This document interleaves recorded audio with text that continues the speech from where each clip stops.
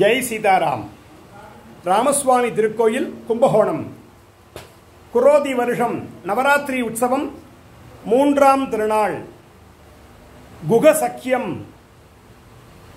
ராமபிரான் ராமாயண மகாகாவியத்தில் கைகேயியின் வரனை ஏற்று 14 வருடங்கள் கானகம் செல்வதற்காக விடைபெற்று செல்லும் பொழுது ஸ்ருங்கிபேரிபுரத்தில் குக மகாராஜா கங்கையை கடப்பதற்காக ஓடத்தை எடுத்து வந்து ராமன், சீதை, லக்ஷ்மணர் ஆகியோரை கங்கையை கடப்பதற்கு அழைத்து செல்வதாக, குகன் ராமுடன் சக்கியம் செய்வதாக இன்றைய திருக்கோலம்.